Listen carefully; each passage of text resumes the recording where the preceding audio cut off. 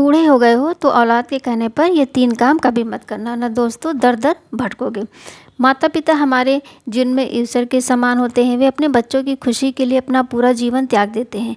बच्चों की हर ज़रूरत पूरी करने के लिए वे अपनी इच्छाओं को भूल जाते हैं।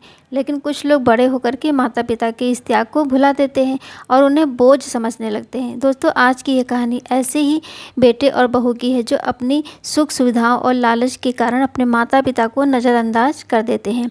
ये कहानी हमें सिखाती है कि धन दौलत से ज़्यादा ज़रूरी है अपने माता पिता का सम्मान करना और उनकी सेवा करना। माता पिता हमारे जीवन की जड़ की तरह होते हैं। अगर हम जड़ को काट देंगे तो पेड़ सूख जाएगा। इसी तरह अगर हम अपने माता पिता को छोड़ देंगे तो हमारा जीवन भी खाली हो जाएगा। ये कहानी हमें ये बताती है कि जो लोग धन के पीछे भागते हैं और अपने रिश्तों को भूल जाते हैं, उनका अंत हमेशा दुखद होता है। वही जो अपने माता पिता का आदर करते हैं, उनका जीवन खुशहाल होता है। दोस्तों, आइए इस कहानी में सीखते हैं कि जीवन में सबसे बड़ी संपत्ति हमारे रिश्ते हैं, ना कि पैसा। जय श्री कृष्णा। दोस्तों, एक बार फिर से हमारे चैनल में आपका स्वागत है। आपसे विनती है, अगर वीडियो थोड़ी भी अच्छी लगती है तो प्लीज़ लाइक कर दिया करें और अगर चैनल में नए हैं तो चैनल को सब्सक्राइब कर लें। प्रेम नाम का एक लड़का शहर में नौकरी करता था। अपनी पत्नी और बच्चे के साथ शहर में ही रहता था। एक दिन प्रेम ऑफिस जाने की तैयारी कर रहा था। जल्दी में उसने अपनी पत्नी रिया से कहा, मुझे देर हो रही है, जल्दी से मेरा टिफ़िन तैयार कर दो। यह सुनकर रिया चिल्लाने लगी और किचन में बर्तन पटकने लगी। प्रेम ने यह देखा तो गुस्से में आकर पूछा, अगर कोई बात कहनी है तो साफ साफ क्यों नहीं कहती? ये बर्तन पटकने का क्या मतलब है? इस तरह गुस्सा दिखाने से कुछ नहीं होगा। रिया ने खींच कर जवाब दिया, मैं कितने दिनों से कह रही हूँ कि अपने माँ बाबूजी से बात करो कि वो गांव का घर और खेत बेच दें, लेकिन तुम मेरी बात सुनते ही नहीं हो। तुम्हारी कमाई में जैसे आग लगी है। आधा पैसा तो किराया में चला जाता है और बाकी बच्चों की फीस और शहर के खर्चों में ख़त्म हो जाता है। आखिर मैं क्या करूँ? दोस्तों, यह सुनकर प्रेम का गुस्सा और बढ़ गया। उसने कहा, मैं जो कर सकता हूँ वो कर रहा हूँ। क्या करूँ? किडनी भेज दूँ? इतना बड़ा फैसला लेने के लिए भी क्या तुमसे पूछूं? रिया ने पलट कर कहा, किडनी बेचने की बात कौन कह रहा है? मैं तो सिर्फ ये कह रही हूँ कि अपने माँ बाबूजी को समझाओ कि खेत और घर बेच दें। गांव में उनका क्या है, वो वहीं ऐश कर रहे हैं और यहाँ रोज़ की ज़रूरतों के लिए संघर्ष करना पड़ रहा है। आखिर हमें भी तो चैन से जीने का हक है। प्रेम ने चिढ़ते हुए कहा, तुम्हारी बातें सुनकर लगता है कि मुझे जाकर अपने माँ बाबूजी से कहना चाहिए आप अपना घर और खेत बेच दें और पैसे हमें दे दें ताकि हम यहाँ एक अच्छा घर खरीद सकें। क्या मैं ऐसा कह सकता हूँ? मेरी तनख्वाह से ही जैसे तैसे खर्च चल रहा है और तुम भी तो पैसे बचाना नहीं जानती, फालतू चीज़ों पर खर्च करती रहती हो। कभी साड़ियाँ, कभी गहने, हर बार नई नई फरमाइशें। मैंने कहा था कि किराए के लिए सस्ता घर देख लेते हैं, लेकिन तुम्हें तो अपना स्टेटस दिखाना था। अब जब पैसे नहीं बच रहे हैं तो मेरे माता पिता को बीच में क्यों ला रही हो? रिया ने यह सुनकर तुनक का जवाब दिया, शादी से पहले तुम्हें मेरा ख़ानदान और मेरा स्टेटस नहीं दिखा था। मेरी किस्मत ख़राब थी जो मेरे पिताजी की दोस्ती तुम्हारे पिताजी से थी, वरना मेरी शादी तुम जैसे आदमी से कभी ना होती। और हाँ, मैं तुम्हारी पत्नी हूँ, अपने खर्च का हक है मुझे, लेकिन तुम्हें ये सब चुभता है। ये बहस लगातार बढ़ती जा रही थी। प्रेम और रिया के बीच रोज़ ऐसे ही झगड़े होने लगे। प्रेम इस तनाव से तंग आ गया था। हालांकि रिया की बातें उसे सही भी लगने लगी थी। वह सोचने लगा था कि आखिरकार माता पिता से बात करनी ही पड़ेगी। इसी उधेड़-बुन के साथ वह चुप हो गया। दोस्तों, ये कहानी हमें सिखाती है कि किस तरह लालच और स्वार्थ रिश्तों में दरार पैदा कर सकता है। जहाँ प्यार और सम्मान होना चाहिए, वहाँ तकरार और गुस्सा जगह ले लेती है। तो दोस्तों, प्रेम और रिया के बीच रोज़ के झगड़ों ने उनके रिश्तों में कड़वाहट भर दी थी। रिया ने प्रेम को धमकी दी, तो किसी एक को चुनना होगा, मुझे और बच्चों को या अपने माँ बाबूजी को।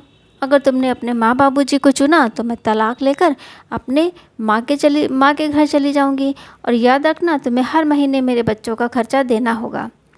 रिया की इस धमकी से परेशान होकर प्रेम ने सोचा, अगर परिवार में शांति चाहिए तो मुझे माँ बाबूजी से बात करनी ही होगी, नहीं तो मेरा घर टूट जाएगा। उसने रिया को समझाते हुए कहा, रिया, रोज़ की किचकिच से कुछ हासिल नहीं होगा। बच्चों की 15 दिन की छुट्टियां हुई हैं, क्यों ना हम 10 दिन के लिए गांव चलें। वहाँ माँ बाबूजी के साथ समय बिताएंगे और मौका देखकर मैं उनसे घर और खेत बेचने की बात भी कर लूँगा। दोस्तों, प्रेम के मुंह से ये बातें सुनकर रिया बेहद खुश हो गई। उसके चेहरे पर संतोष साफ छलक रहा था। उसने तुरंत गांव जाने की तैयारी शुरू कर दी। अगले दिन प्रेम और रिया अपने दोनों बच्चों के साथ गांव पहुंचे। 5 साल बाद अपने बेटे और पोते पोतियों को देखकर दिवाकर जी और शारदा देवी का दिल खुशी से भर गया। शारदा देवी तो जैसे अपने बेटे को देखकर फूले नहीं समा रही थी। जल्दी से रसोई में गई और अपने बेटे के लिए उनका पसंदीदा नाश्ता बनाने लगी। इतने में रिया रसोई में पहुंच गई और मीठे स्वर में बोली, माँ जी, आप ये सब क्यों कर रही हैं? मेरे होते हुए आपको काम करने की ज़रूरत नहीं है। आप बैठिए, मैं नाश्ता बनाए देती हूँ। शारदा देवी ने प्यार से जवाब दिया, बहू, तुम लंबा सफ़र तय करके आई हो, थक गई होगी, थोड़ा आराम कर लो, नाश्ता मैं बना दूँगी। लेकिन रिया ने रसोई का सारा काम खुद संभाल लिया। उसकी मीठी बातें और सेवा से शारदा देवी का दिल भर आया। उन्होंने सोचा, हमने तो समझा था कि प्रेम शहर जाकर हमारे संस्कार भूल गया होगा, लेकिन नहीं, हमारे बेटे बहू तो सुसंस्कारी निकले। बहू तो मानो लक्ष्मी का रूप हो, जो हमारी इतनी सेवा कर रही है। दूसरी ओर प्रेम अपने पिता दिवाकर जी के साथ खेतों में काम करने जाने लगा। वो मज़दूरों को खुद ढूंढ कर लाता और खेत का हर काम मिलजुल कर करता था। वो अपने माता पिता का पूरा ख्याल रखता था। उधर रिया ने शारदा देवी को अपनी सास नहीं बल्कि अपनी माँ मान लिया हो।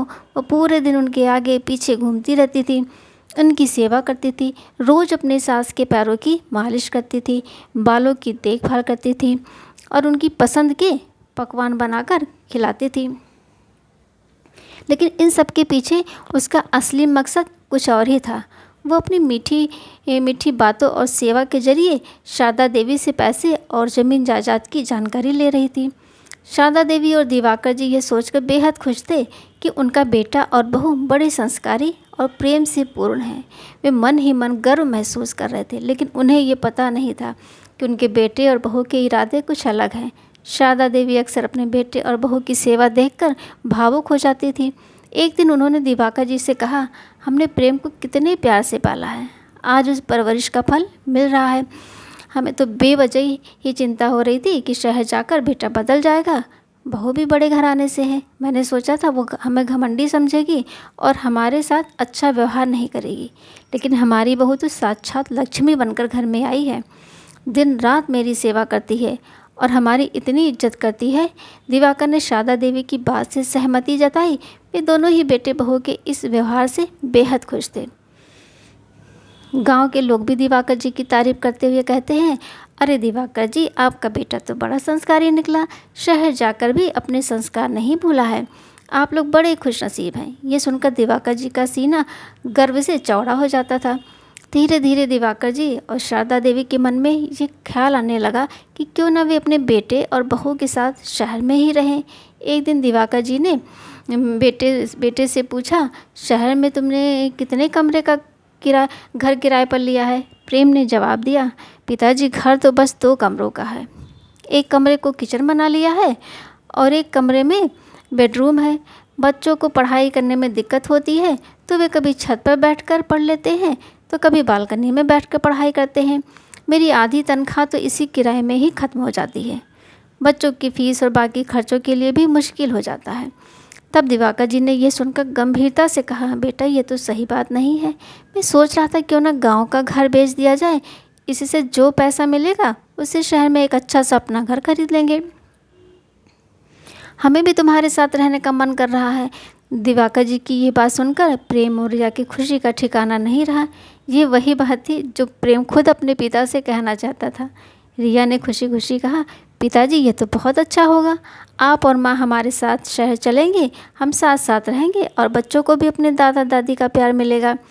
शारदा देवी ने भी दिवाकर जी की बात का समर्थन करते हुए कहा, मैं भी कब से ये सोच रही थी, लेकिन आपके डर के कारण कुछ कह ना पा रही थी।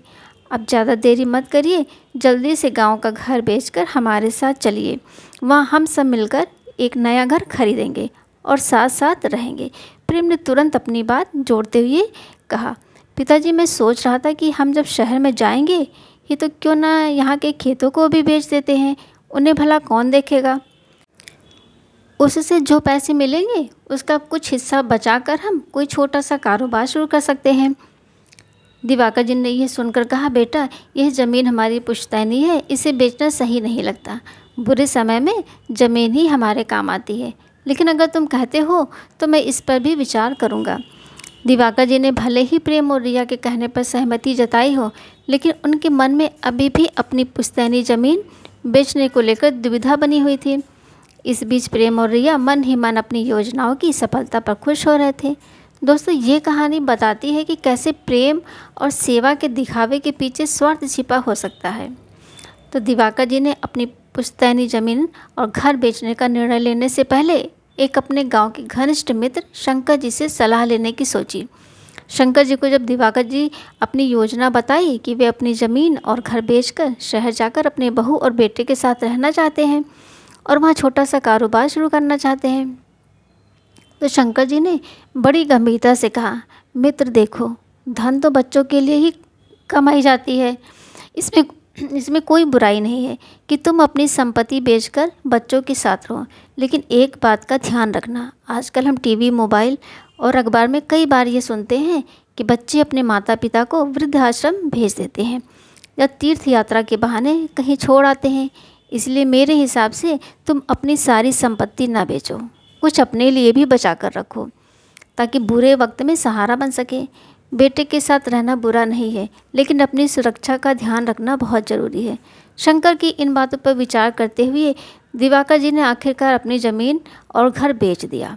उन्होंने अपने बेटे प्रेम और बहू के साथ दिल्ली शहर जाने का फैसला किया।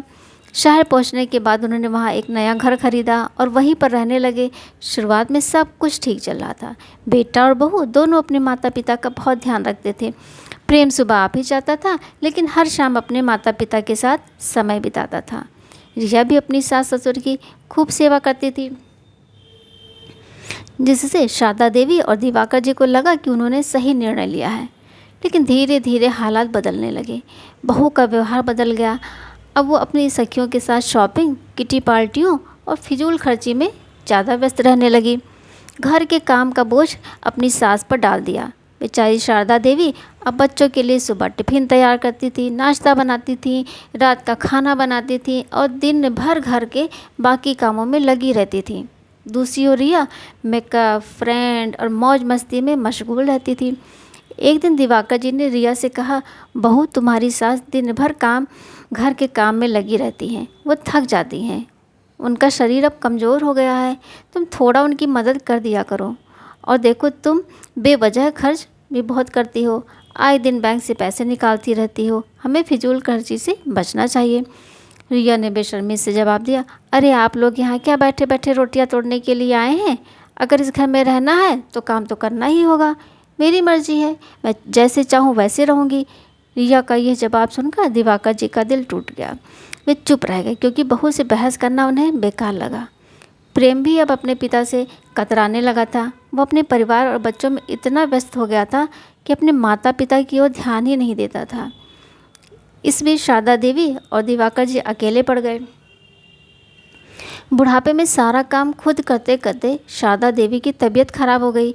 दिवाकर जी ने प्रेम से कहा, बेटा, तुम्हारी माँ की हालत अब कमज़ोर हो गई है, वो बुढ़ापे में काम नहीं कर पा रही हैं, क्यों ना हम एक नौकरानी रख लें जो घर का काम संभाल ले।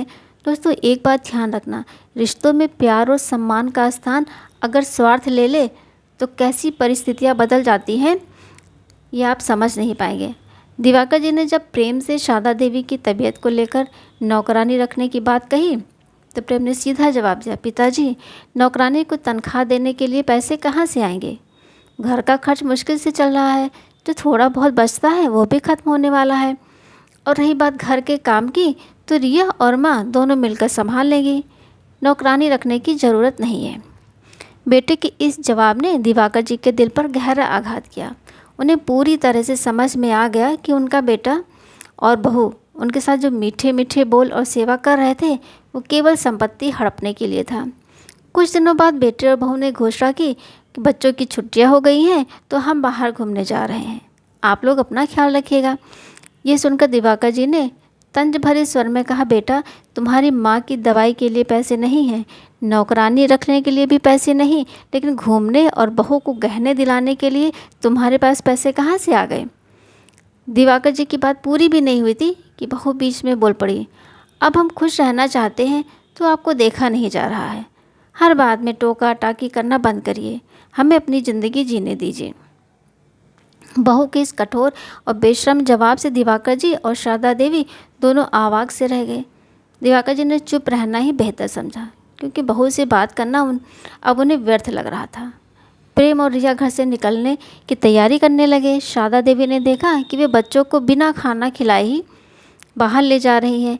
उनके दिल में अपने पोते पोतियों के लिए ममता उमड़ पड़ी। उन्होंने टिफ़िन में खाना पैक किया और दिवाकर जी से कहा, ये टिफ़िन बहू और बच्चों को दे आइए।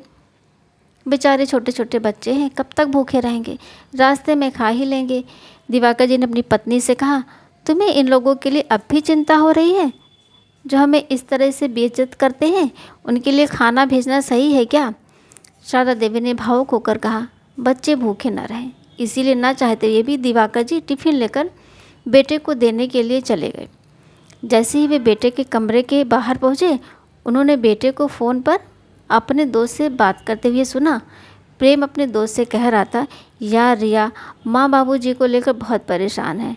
वो कहती है कि इन्हें वृद्धाश्रम छोड़ दो, अब उनसे घर का कोई काम नहीं हो पाता है, उनकी दवाइयों पर फिजूल खर्च हो रहा है। मुझे समझ नहीं आ रहा है कि क्या करूं।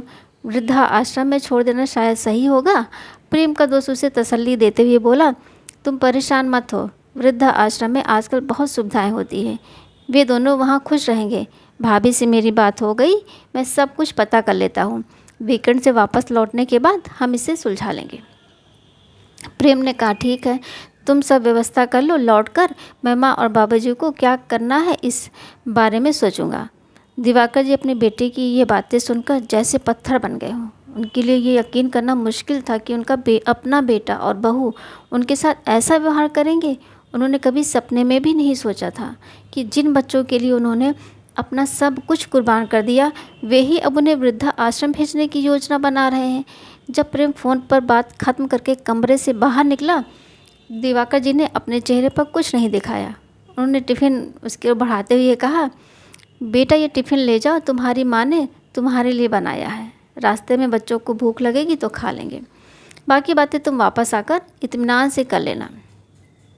बेटे ने अनमन भाव से टिफ़िन लिया और कहा, पिताजी ये फालतू की बातें मत करिए, हमें देर हो रही है। वो गाड़ी में बैठकर रिया और बच्चों के साथ वहाँ से चला जाता है। दिवाकर जी की आंखों में दुख और क्रोध के मिले जुले भाव थे। वो कुर्सी पर बैठ गए, उनके मन में बेटे और बहू की बातें घूम रही थी। तभी शारदा देवी आई और अपने पति को इस तरह उदास देखकर बोली, अरे तुम इतना परेशान क्यों हो रहे हो?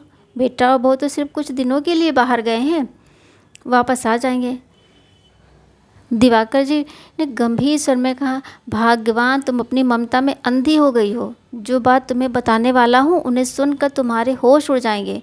शारदा देवी ने चौंकते हुए कहा, ऐसा क्या हुआ, जल्दी बताओ। दिवाकर जी ने एक गहरी सांस ली और बोले, तुम्हें पता भी है हमारे बेटे और बहू हमें वृद्धा आश्रम में छोड़ने की योजना बना रहे हैं। ये सब जो उन्होंने हमारे लिए किया, सेवा, प्यार और मीठे बोल, सब एक झूठा नाटक था। उन्होंने हमारी संपत्ति बेचकर अपने आराम के लिए इस्तेमाल किया। अब जब हम उनके लिए बोझ बन गए, हमारे पास कुछ नहीं बचा, तो वे हमें अब वृद्धा आश्रम छोड़ने की सोच रहे हैं।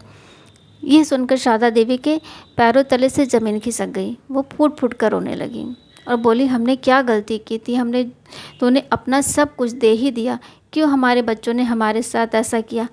दिवाकर जी ने उन्हें चुप कराते हुए कहा, भाग्यवान अब रोने का समय नहीं है। जब तक मैं ज़िंदा हूँ तुम्हें चिंता करने की ज़रूरत नहीं है। मैं जानता हूँ कि अब आगे क्या करना है, इनसे कैसे निपटना है, तुम जल्द ही देखोगी। दोस्तों, ममता में अंधे माता पिता कैसे अपने बच्चों की सच्चाई को देर से पहचानते हैं। ऐसे ही एक हफ्ते बाद बेटे और बहू अपनी छुट्टियां मनाकर बच्चों के साथ घर लौटे। और जैसे ही उन्होंने घर का दरवाज़ा खोला तो उन्होंने बालकनी और घर के भीतर अनजान लड़कियों को टहलते हुए देखा। ये देखकर रिया घबरा गई और बोली, अरे प्रेम, ये लड़कियां हमारे घर में क्या कर रही हैं? ये कौन है और यहाँ क्यों आई हैं? तब प्रेम भी हैरान हुआ। उसने उन लड़कियों से पूछा, आप लोग कौन हैं और हमारे घर में क्या कर रही हैं?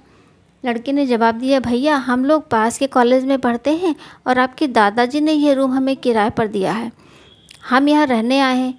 यह सुनकर प्रेम और रिया हैरान रह गए। वे ज़ोर ज़ोर से दिवाकर जी को बुलाने लगे। थोड़ी देर में दिवाकर जी अंदर से बाहर आए और पूछा, क्या हुआ, क्यों इतना शोर मचा रहे हो। रिया गुस्से से बोली, बाबूजी ये आपने क्या किया, हमसे बिना पूछे अपने घर को किराए पर चढ़ा दिया, आपकी हिम्मत कैसे हुई ऐसा करने की। दिवाकर जी ने शांत स्वर में जवाब दिया, घर मेरा है, मैंने जो सही समझा वो किया। तुम क्या सोचते थे, मुझे वृद्धाश्रम भेज दोगे, तुम लोग ही इस घर में नहीं रहोगे, अब तुम लोग इस घर से निकलो।